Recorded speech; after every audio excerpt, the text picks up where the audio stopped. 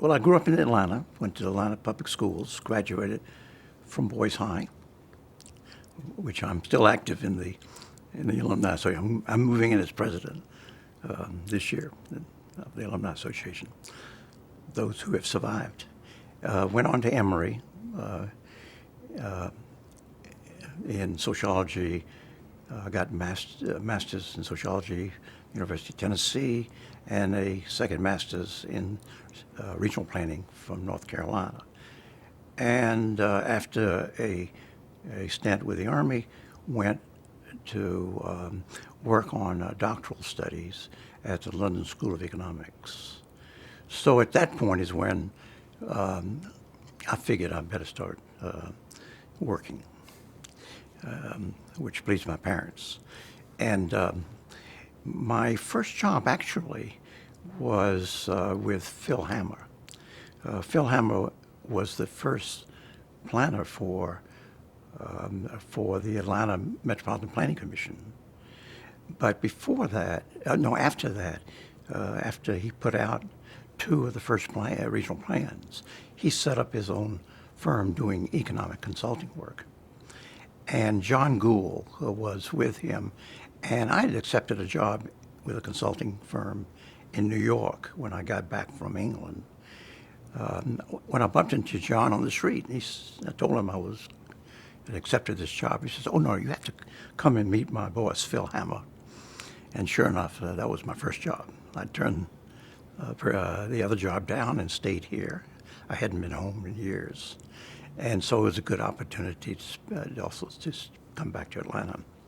I did economic consulting work for Hammer, which is now Hammer Sala George. Then went to New York and was with one of the largest planning firms in the country, Can Dubin Fleissig. Got married during that time, and in 1961 moved back to Atlanta and worked for a year with a consulting firm, Hill and Edley, which dissolved their partnership a year after I arrived in 1961. In 1962, we formed Eric Hill Associates. There were four of us who were partners. And I stayed there for 12 years, doing an awful lot of economic consulting work as related to comprehensive planning. A lot of our work was in urban renewal planning, but I did the general studies, worked on the Atlanta Stadium for Ivan Allen, did the feasibility study on that. Did a lot of work on MARTA, which I'll come back to in a minute, and at that time was president of Eric Hill Associates, when in 1974, Maynard Jackson came in under a new charter, and said there was a department of budget and planning established, and he invited me to come in as commissioner of budget and planning. 4 years with him, I decided that I wanted to move in a somewhat different direction, and I was invited to take over the Georgia Tech Graduate City Planning Program as director. Was there for a few years, left, and in 1990, Maynard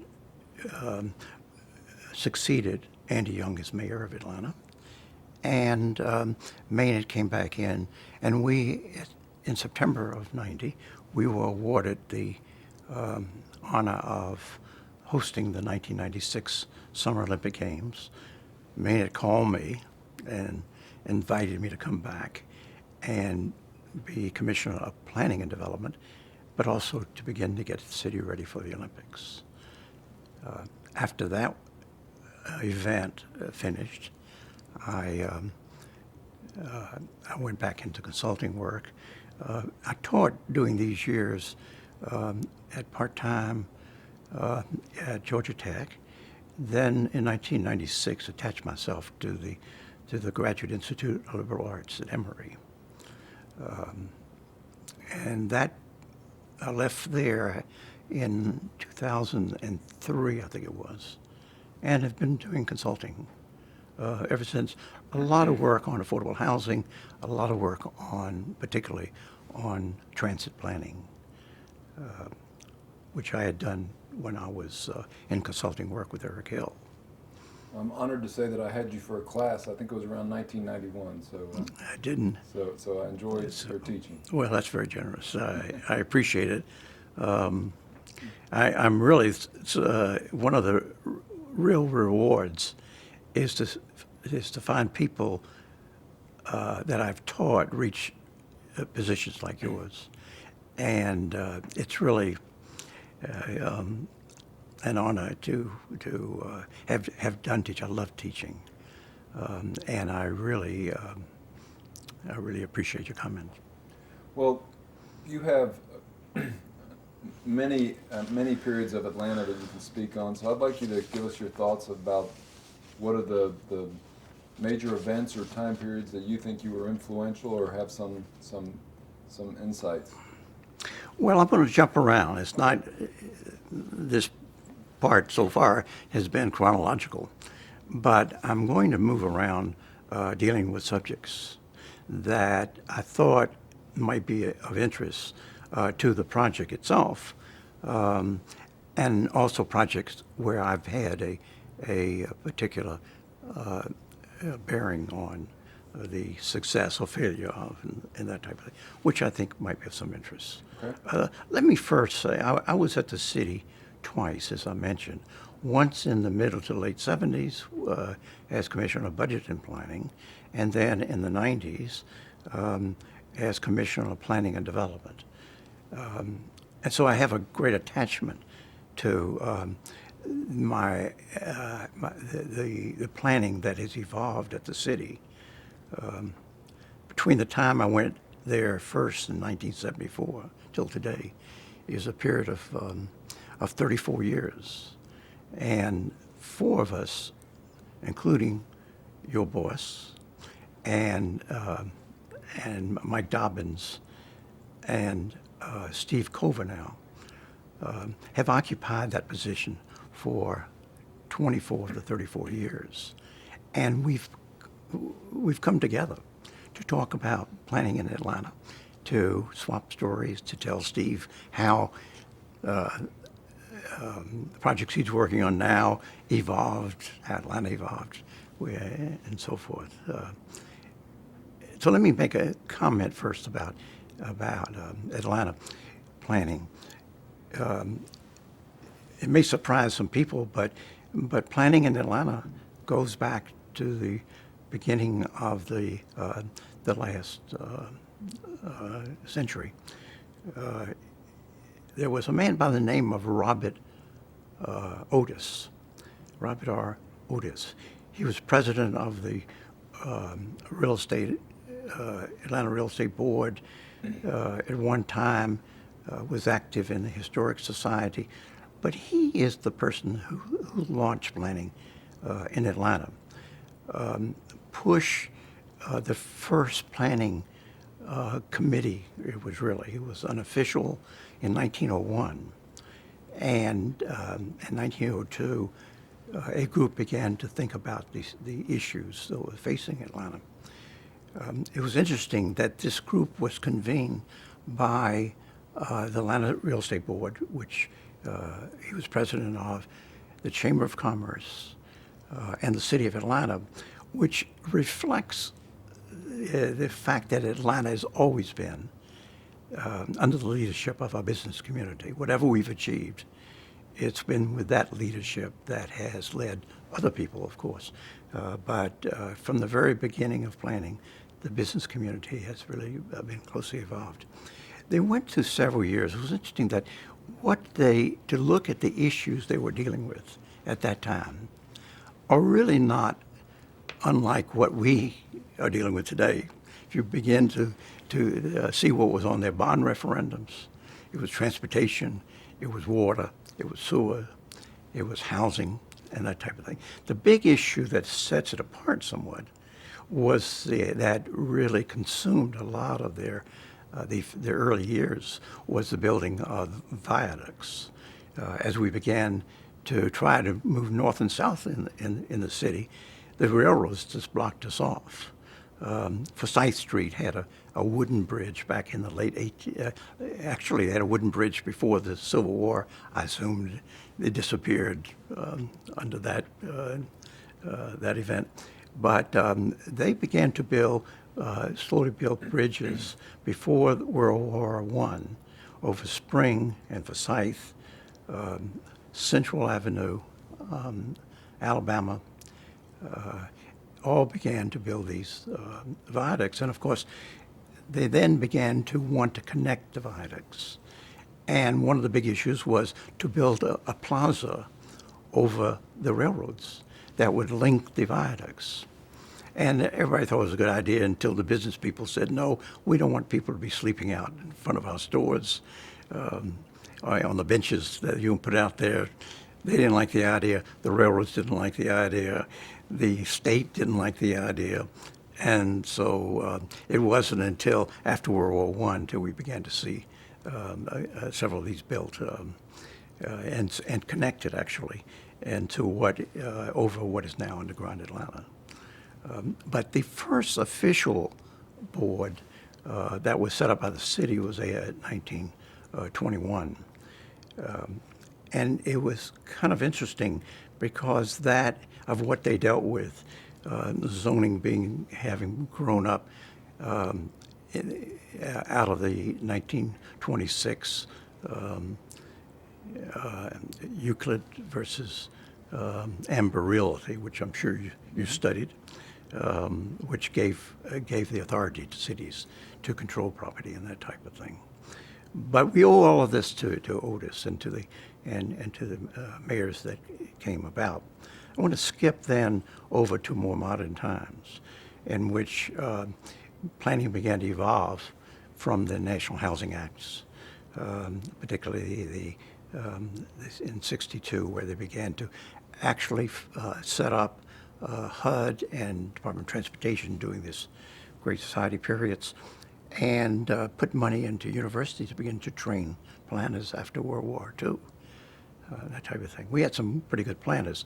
The planners under Hartsfield, who was our long-serving mayor from 37 on to 50, I think it was, with 2 years when he was away in the Army, had a gentleman by the name of Wyatt Bean. He was an engineer. It wasn't really planning. It was really, as we know it today. But he was a long-term person under Hartsfield.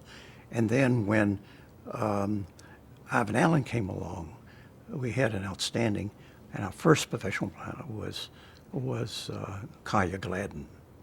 And then the series after, in the 60s and into the 70s to 74, when Maynard came in, Maynard Jackson came in under the new charter and invited me to come in. But Kaya Gladden was the first. He was a really good man, and he became. He was very happy about it, but we had redone the city organization, came on a new charter, and a special department on budget and planning was set up, which I became commissioner of, and Kaya stayed on for several years as director of planning under that. But Atlanta's had a history of business leadership, very early interested in planning issues and that type of thing, and have had a history of really some very fine planners. As we began to move from our initial planners until our first professional planner, we began to evolve a professional group coming out of Georgia Tech, which was established in 1948 or 46, 48, as one of the cities that was funded, one of the schools that was funded by the federal government and partly to begin to produce planners. And what occurred is that the profession has always been somewhat divided and then unified and then divided and unified between people who are interested in cities and how to improve cities. They aren't necessary planners in the professional sense. But starting in 1908, for instance, is the first meeting of people from various fields, medicine, landscape architecture, or whatever, who were interested in how to improve the quality of city, growing out of the 1893 White City Conference and Convention in Chicago. And so the first course in planning was at Harvard in 1908. First program was 1928 at Harvard. So, but what occurred during this time, as we began to see programs develop, we began to see people who regarded themselves as a professional planner, not a landscape architect interested in planning or a health professional interested in planning, but people who were actually regarded themselves as a professional planner. And that evolved eventually into establishing and breaking apart those people who were interested in cities and those who were interested in professional planning and setting standards for defining what planning is all about. We kept going back and forth. We had two organizations. When I was coming along, I graduated from North Carolina in planning in 1950. When I came along, there was a professional society. In the South, we initially had 3 states, North Carolina, South Carolina, and Georgia, which had a professional organization of planners. That finally, when there became more and more planners in these states, we began to break out those 3. I was president of the regional planning group, and then when we established a state chapter of American Institute of Planners, I became the first president, and that was in 1961 or 2, I forget where. And that's when we began to see professional planning being recognized as a worthy profession, and began to see standards set up and mentioned in legislation at the General Assembly. I then went on to become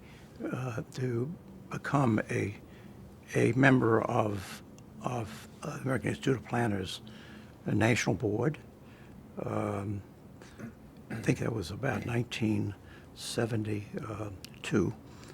Then I became vice president, and then twice was elected national president of AIP. It was during that period that planning ran into some really terrible times. We had a recession. The federal government began to cut out a lot of money for community development. There were a lot of reasons why planning began to move downhill and that type of thing.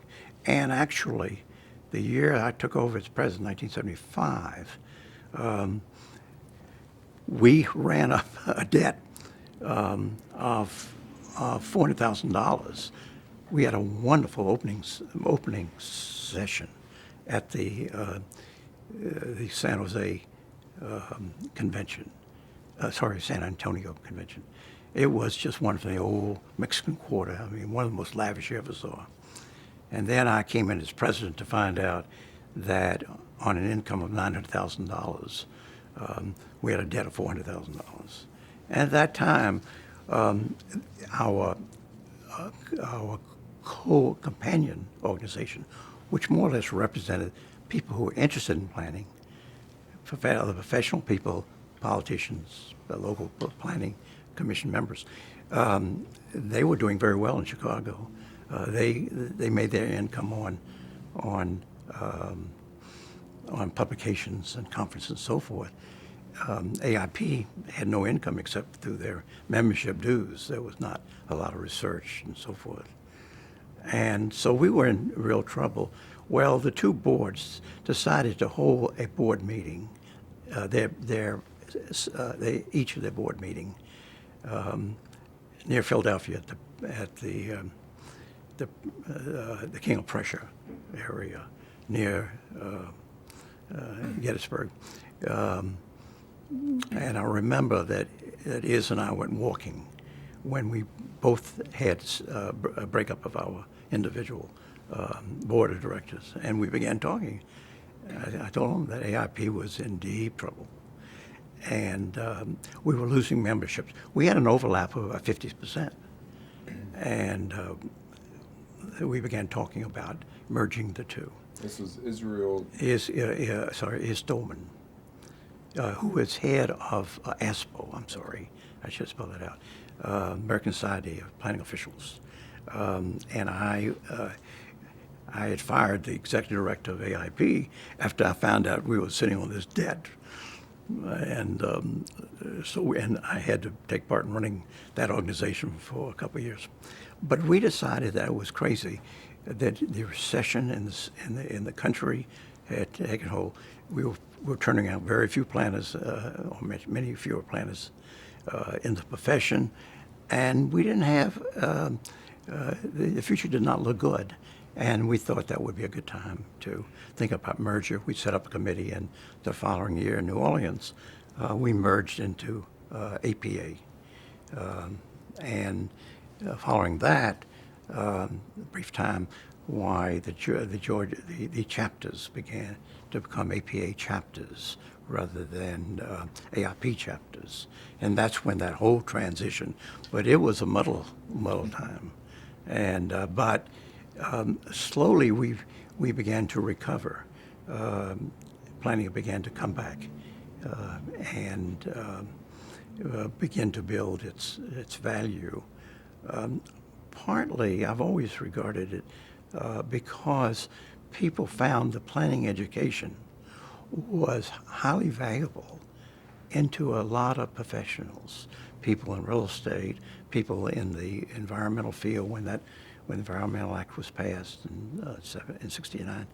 But more and more, the broadness of the planning education became relevant to people in transportation that saw beyond just making it an engineering profession, but to have a joint degree. Georgia Tech, when I went to Georgia Tech, we established a method for getting a master's in both transportation engineering and in planning, transportation planning, by bridging with only additional of two at that time quarters additional work, you could get a joint degree. And suddenly, Georgia Dot became very much interested in people who had a different perspective on what they were the field they were in.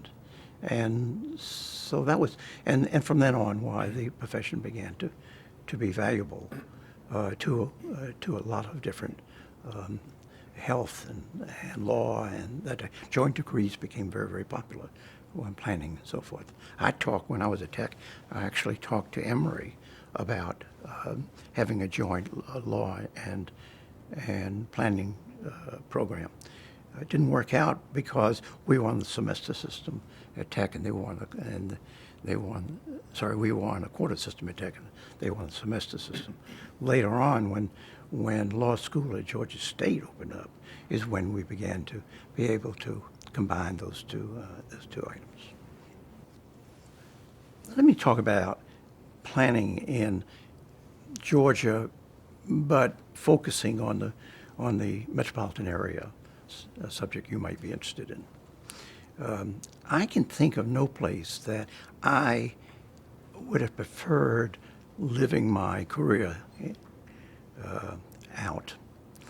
living through my career, than being here in Atlanta. It's been an incredible period of roughly 60 years since the end of World War II. And there are very few places that have been so dramatic in its growth, but also which has had such a history of rise and fall and rise at Atlanta. To be a planner in this period, with the introduction of all these new technologies and with the influx of people, with the gyrations of Atlanta and its growth and that type of thing, the turmoil. It has been a wonderful place to do planning. After the World War II ended, you can divide this period, 60-year period, into threes. The first 2 decades, the 50s and the 60s, Atlanta continued to grow. And as we began to see people coming to Atlanta, we had enough capacity to absorb that growth. There was a beginning of spillover into the counties next to us, particularly Cobb and DeKalb counties, where we could serve. For instance, in Atlanta, furnish water to North Fulton and to DeKalb County, sewer service, a lot of other parks and in many ways under the Plan of Improvement of 1952. So those first 2 decades, we thought we would just continue to grow. But starting in the late 60s and going into the 70s, 80s, a different situation evolved as suburbanization occurred. A lot of that was stimulated by the federal government, the growth that occurred, and the common assumption that there was a flight from the city during, which was known as white flight, as the basic cause of suburbanization of the Atlanta area and metropolitan area. That is really an oversimplification. Very little, to me, looking back on it, had to do with white flight. Obviously, there was some. But even more important was the funding of the Great Society period, the building of the expressways, the FHA loans. I bought my house in '62. In an old part of Atlanta, I couldn't get a loan. I could get a 95, 98% loan in the suburbs. I couldn't even get a loan in Ansley Park. And so there were a lot of factors that caused the region to add 1.5 million people in this period of 70s and 80s, whereas in the Atlanta lost 100,000 of its population. 14% of its population vanished. I have to say here that population as an indicator of what is happening is a little misleading. During that period when we lost 100,000 people, we actually built about 12,000 housing units in the city. That was because the people with middle-class people, large families, moved out. And another demographic group moved in. Singles began to come to Atlanta. Elderly stayed here. People from the countryside moved in who were not of the same economic class. And of course, there was a racial divide occurred. The city was totally transformed in this 20-year period, which I call the second period and that type of thing. In fact, I once listed the 10 fastest growing regions in America during this 20-year period, of which Atlanta was about 4th or 5th. And I also listed what happened in the population of the central city of these metropolitan areas. And Atlanta was about 3rd in terms of loss, because 2/3 of all cities, central cities, lost in this 20-year period. Atlanta was not unique in this. The interesting thing about these two lists of the losing central city and the rapidly growing region is that Atlanta was the only place on both lists. The disparity of what happened in Atlanta and what was happening in the region was beyond what anybody. Well, the closest was Boston, but they were far in second place and that type of thing. But so you had these three periods that starting in the late 80s and moving into the 90s, Atlanta's population bottomed out, and we began to grow. There's a little discrepancy between what the Atlanta Regional Commission said we were doing in 1990 and what the census said we were doing, but I won't get into that. But it was clear that we had bottomed out and maybe added a few people, up to maybe 20,000 people to the city. And from then on, as we got into the third of the three periods, which is the 90s and this present decade, all of a sudden we began to burst forth at the seams. Now,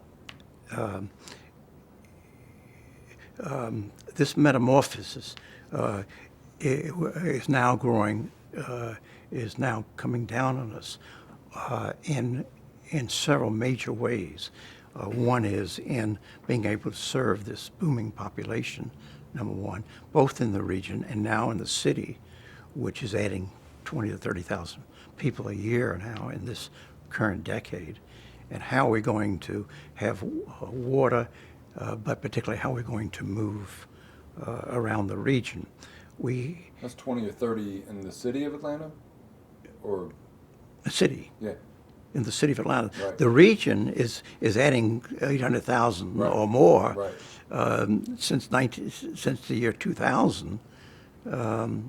Atlanta has added, not percentage-wise, but it has added absolutely more people than any other region in America, 365 metropolitan areas or whatever it is, Right. metropolitan areas, and it's far beyond. We've not responded as much as anybody else know, including myself, know that we have not even taken the first steps toward dealing with it, despite the efforts that Atlanta Regional Commission has made. There is not yet the will to confront the issues. We're beginning to look at in water, but we haven't made a step at all toward what is how we're going to handle our regional transportation. We have a transit board that is trying very hard to come up with it, but the funding is simply not behind them and doesn't seem to be behind them based on the last month's actions in the General Assembly of allowing us to even tax ourselves, a willingness to vote on taxing ourselves. The state wouldn't even allow us to vote to tax ourselves if we came up with a favorable solution. So we're facing a major crisis and that type of thing. A lot of my work actually has been related to transit, in starting with the referendums that in 1968, 1971, which the first one being defeated, the second one passing to fund MARTA, the transit system here. I was brought in by the planning director, Jeff Wingfield. I had brought to his attention the efforts of Georgia Dott to run a highway through the city of Atlanta, impacting Morningside and a few others. And I had been active in the campaign to defeat this. Is that Interstate? The 485. 485. Yes. And I had published some things on that issue. What that did was to get me a little closer to looking at alternatives.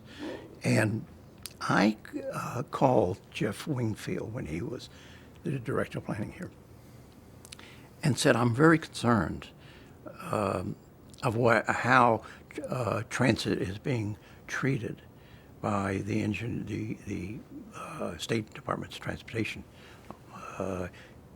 toward finding alternatives. If you look what happened in the 485 situation, we have engineers that are beginning to design a transit system for Atlanta, which, by the way, came out of the 1962 Regional Transportation Plan. It was hinted at in the 50s by Atlanta Regional Planning Commission. But the first transit system was actually laid out in the 61 plan, and 62, and then the Regional Commission brought in a engineering firm who designed the New York system, Parsons, Brinkhoff, Quaid and Douglas, and to see if what the Regional Planning Agency was doing the right thing in their design. They made one major and a few minor changes. One is that the plan of 62, regional plan, had two lines coming down on either side of the Peachtree Ridge. In the Parsons-Brinkhoff study, they combined those to a single line. We ended up with an hourglass shape, like our highways, which had the misfortune of depending on a single spoke to come down the central area and being fed in by several other interstate highways. But it came down the main street, which I thought was the correct solution at the time. I was brought in, Jeff Wingfield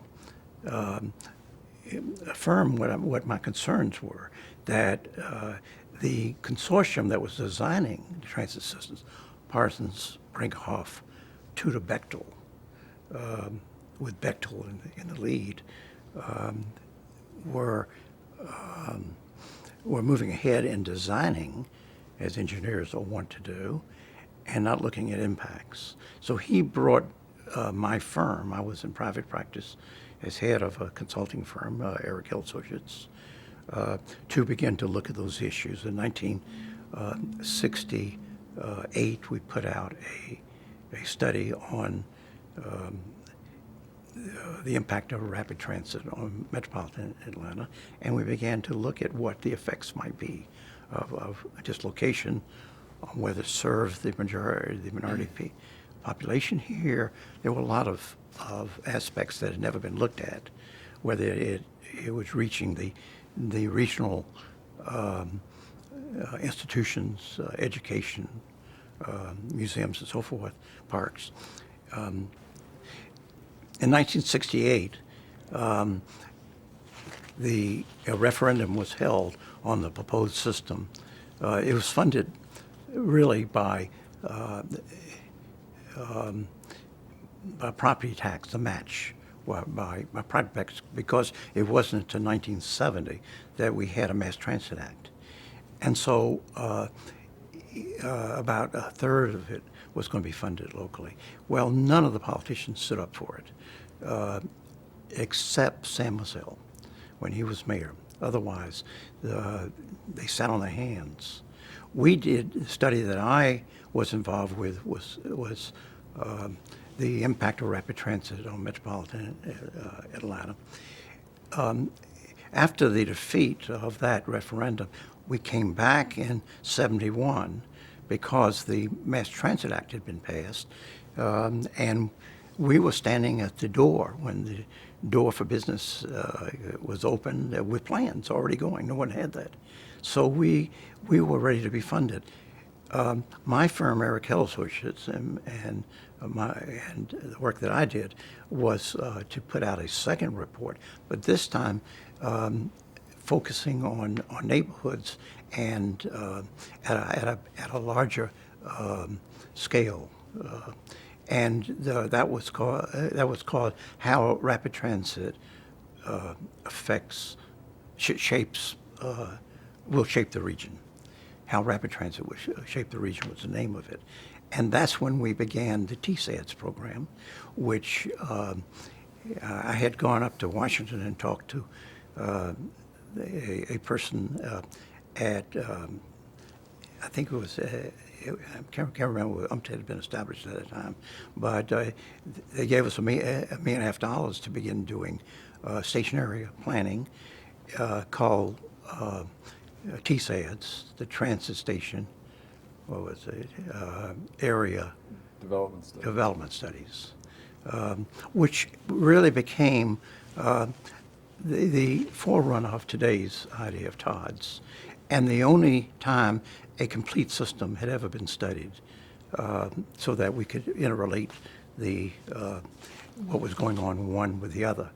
And so it has been, it was really valuable that we had that initial money that ARC was involved with, and then the City of Atlanta were the two recipients mostly of that. And we did these TSAT studies. Let me go back and trace back one point that I think would be valuable. When Maynard Jackson came in as mayor in 1974, he came under a new charter that was given to the city over the cries of the council, actually the Board of Aldermen at the time, which changed the city government from a weak mayor to a strong mayor government, meaning that the mayor has authority over departments and that type of thing. I have to say that there was a hidden hand there that did not have two departments report directly, or code reported directly to the finance, for the council and the mayor. That was finance and law. And I suspect that there was a reason why they were accepted from reporting only to the mayor. But that's another story. But we came out of, what made it particularly interesting is how they treated planning, the planning function, in what I think it was a unique way. They said that we would have three new functions in comprehensive planning. The first one was that every year, each and every year, there would be a comprehensive plan, new comprehensive plan for the city, covering a 1, 5, and 15-year period. The 1 year was to be what was to be funded in the capital improvements program of what we plan to do the coming year. The 5-year was a longer view of what we were trying to achieve in the short term, and the 15-year was a typical long-range plan and so forth. Secondly, it had in the charter, this was in the charter, and secondly in the charter was the element that that plan, whatever was produced by the mayor, it was approved by the mayor and went to the council and was approved. They had to approve it by June of the following year. And so, and it had to have a citizen involvement. Well, we weren't certain what that meant. It just said citizens had to be involved. So I sent out my staff out into the wilderness out there, out of City Hall, to find out where the neighborhoods were. And we put together, we invented places that had never been known as a neighborhood. We really didn't use any standard idea of what a neighborhood is. We said any collection of people that had a commonality to it would be a neighborhood. And we came up with 177 neighborhoods. We put out this map. We had to find names. We had to go ask the people, what do you call this area? What do you do this? And so forth. And we came up with these 177. Well, we tried that for a year, and obviously we couldn't serve 177 different cities.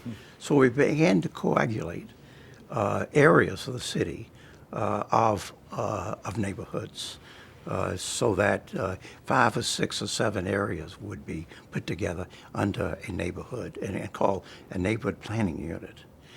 And the mayor said, well, we'll put a planner in charge of that, and they'll go through us. I didn't have that feeling that of taking too much charge over the neighborhoods. I had to really make an argument that the neighborhoods had to be cut loose from city governance. We could set rules. One rule was they had to have a bylaws. In that bylaws, they had to have an annual election. They had to come up with a plan for their area, the NPU, Neighborhood Planning Unit. Beyond that, we would give them a planner to advise them on how the plan might be put together, but it's going to be their plan, and as long as they voted every year, why we would accept it. We then brought in all the 24 plans, kind of pieced them together, because they didn't piece enormously well. But we sent out to the various departments, Public Works and Parks and Water and so forth, and they said, the neighbors want to do these things here. What do you feel about that? And eventually, we then had public hearings of what we came up with, of what the departments felt they could do, and how each neighborhood might relate to the other. And we did that for 27 years, every single year. We've now found that it wasn't necessary to go through it every year. It became repetitious, but it did identify pretty much the main direction the city wanted to move in and so forth. The third, that was the citizen participation. The third element was that it had to be approved by the mayor, had to be approved by the council, and afterwards, no rezoning could take place that was inconsistent with the plan. We had public hearings on the plan quarterly, so that if something came in, but you had to change the plan if you wanted to change the zoning, or you had to turn it down. So the plan became the leading element of how we were to grow in the future. I'll mention one more thing, why this is important. When we, in September of 1990, the city was awarded the privilege of hosting the '96 Summer Olympic Games. This is one of the reasons I got a call 2 weeks later from Maynard, asking me to come back to the city and do planning, do development, but also to prepare the city for the Olympics and so forth. And so by the beginning of '91, I went home for 3 days and wrote up what I thought we should do. We wanted to do two things.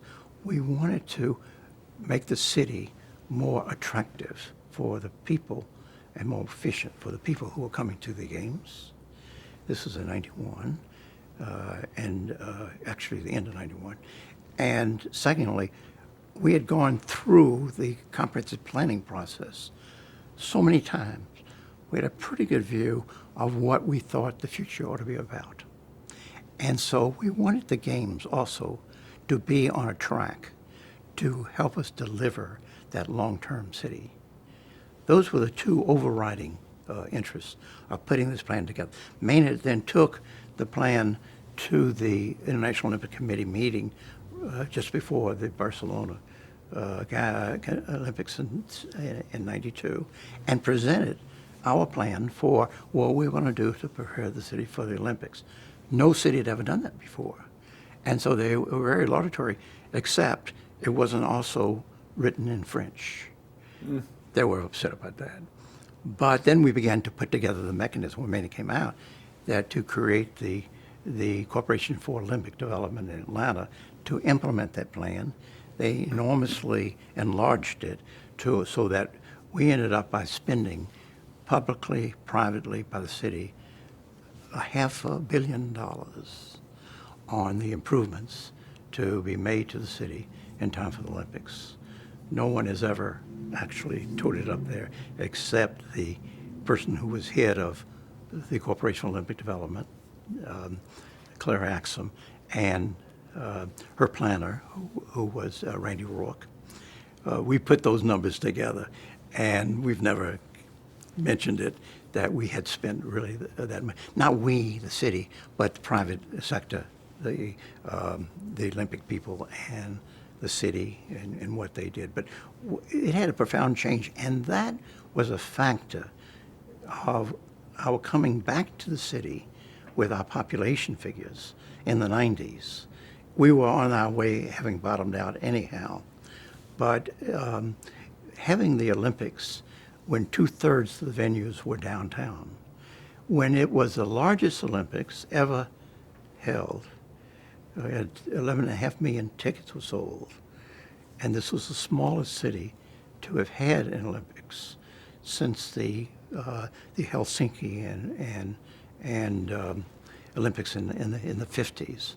So we were about to be swamped with what we have, which was a big pill to swallow. But it really started us on our growth into this decade. And we caught the fire, something we wouldn't have done if the Olympics had been held 15 years earlier, where we were declining. We were beginning to come back at the very moment that the Olympics hit us. And that really is a major factor for our recovery. Let's talk about the future just for a minute, because we're not responding to this incredible growth that's occurring to Atlanta. We're being choked to death. And eventually it's going to, catch up. We can't sit on our hands the way we have during this current decade and deal with the problems that have been pushed on top of us. The interesting thing is that there are plans, particularly in the transportation issue. The state is moving in the water issue, but the transportation issue and some of its offspring, like the health issue of we have one of the highest rates of asthma for the first 3 or 4 cities in America. Really major. The sprawl has just given us fits on a health issue, and also personal issues, also economic separation issues. But it's interesting in transportation. The interesting is that we've come out with some very good solutions. We've set up a commuter network, rail, probably a light rail system. Originally, we had 12 lines. It's been narrowed down to 7, and particularly focus on the Atlanta-Athens and Atlanta-Macon lines. The federal government has given us $90 million toward the beginning of the construction on the first phase of the Macon line. And so we've got to serve all North Georgia. We've got a foot up on that, and the line to Athens makes particular sense. We've got what we don't have, which is we're only beginning to work on, is a delivery system. We've come up with some thoughts of rapid bus and the commuter system, but one of the problems we have with MARTA, which I think we're going to have to extend, find a substitute for extending, is that our concentration, and it starts nationally with the Federal Transportation Administration and goes through the state, is that it's the weakness of MARTA, is that it doesn't take many people to where they want to go. It brings people rapidly into the central city, for instance, but it stops at the station. And that is not where very many people, the destination has been. Their destination is somewhere else. What we need is a distribution system. And I have worked with a team on the feasibility of the first leg of a distribution system, which is to come down the Peachtree corridor from Buckhead down to West End, and then even further south to Fort McPherson. And it's feasible for us to begin that system. We didn't recommend on that to even use federal or state aid, but to tax ourselves, which I think is what's going to happen.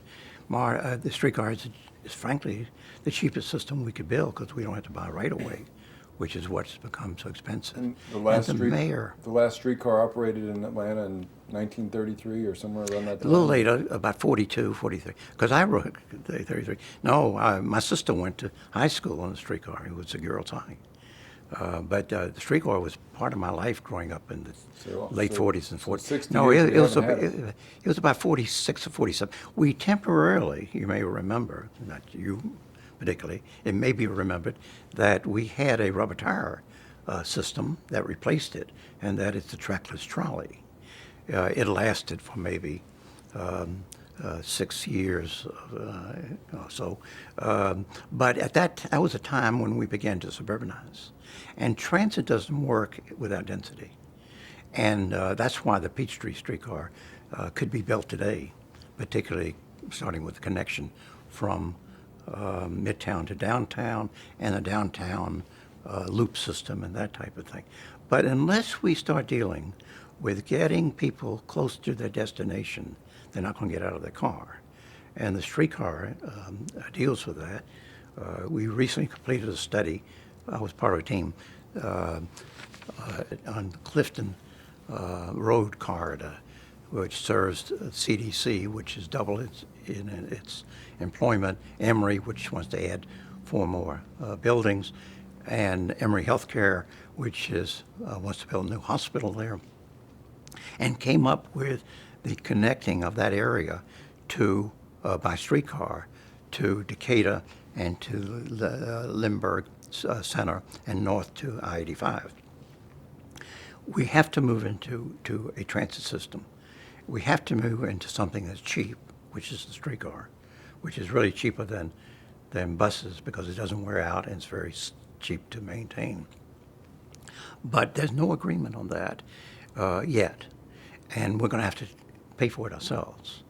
But it can go pretty close to coming up with a system for paying for it.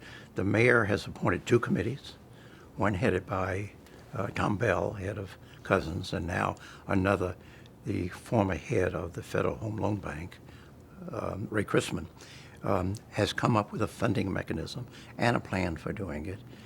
And Atlanta's not going to survive the growth that it itself is enduring, much less the region itself, unless it comes up with a delivery system. And we've had other regions of the U.S. that have installed light rail or streetcars without federal dollars. I don't know of a light rail. Okay. Because a light rail needs its own right of way for the most part. What makes the streetcars as cheap, I mentioned, is that it uses the street. It's got a streetcar. It's got it, and it doesn't wear out. So I was thinking of San Diego. I guess Charlotte's. Charlotte is a streetcar, and I don't think light rail will require because of its cost, because it's not really that lighter than heavy rail, like MARTA. But it's going to have federal money. I don't believe in this day, 2008, that the federal government is going to have money for new systems. This money is going to, transportation monies are really going to, for maintaining what we have, the streets and whatever rail system we have. But we could build some rail connection, particularly something as worthwhile as our connection to Athens, which is really becoming a part of the metropolitan area. And now we're looking at rail up to Chattanooga. The advantage of that is that the Chattanooga airport could be a substitute for a second airport, and we could make the trip in an hour, and it would work. So would you agree that really the key to our region's growth and success in the future is going to be transit and really densifying centers and corridors? Yeah. What we learned, the lesson we learned from MARTA is that if you build them, they will come. You don't densify first and allow people to stay in their cars before you build transit.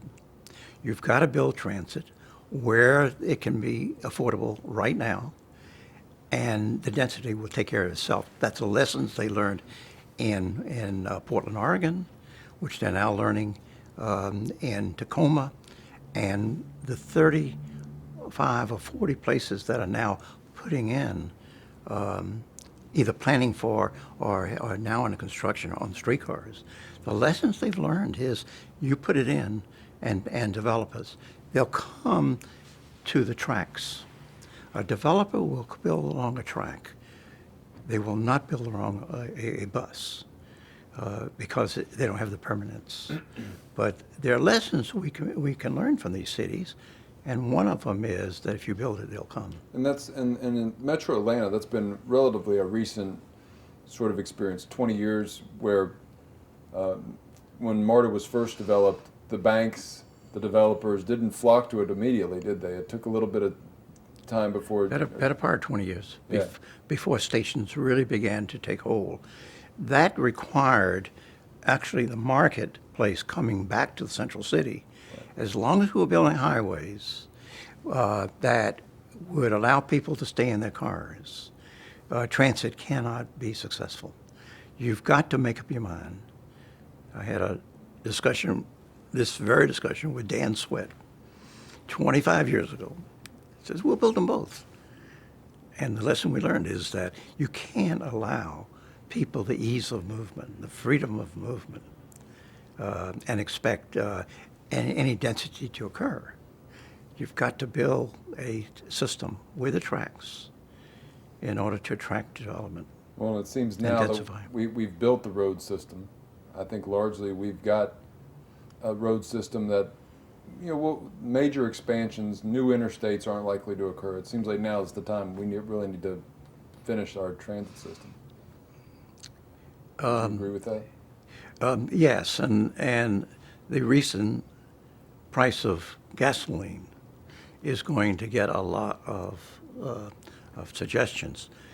I have to say the leadership has to come from the state on this issue. We're dealing in this region, as you know, 28 counties. How are you going to deal county by county and expect to get a consensus? It has to come from the state, and the state has not given us the leadership. They wouldn't even take the $90 million that the federal government would give them to go halfway to Macon. And the federal government is no money in transportation. Our money is being spent somewhere else. And so until we get leadership at the national level and the state level, all the leadership, well, it's not going to give us the transit we need. We can do it in a dense place now with a cheap system like streetcars, but beyond that. But we have to build up a system of streetcars too. And we've identified 5 other corridors in the metropolitan area where that might occur. Can you mention in just our last few minutes just some of your thoughts about the strengths of the city of Atlanta, of the region, and its appeal? And I think as planners we touch a lot on in our history on challenges we've had. I mean, I think it'd be a nice just to hear your thoughts about the strengths of the region and the city. I find the city very livable. It's very difficult to move around, but I think one of them is the climate and the neighborhoods and the enjoyment that you can have over much of the year as being a real strength. Secondly, is our non-regional transportation network. We're building the the largest airport in the world. We're building the largest and so beyond the region, the globalization movement of our economy is reinforcing Atlanta as a place to come and build your businesses. So I think those 2 factors are about as good as anything that we can think of about having Atlanta as a place to come to.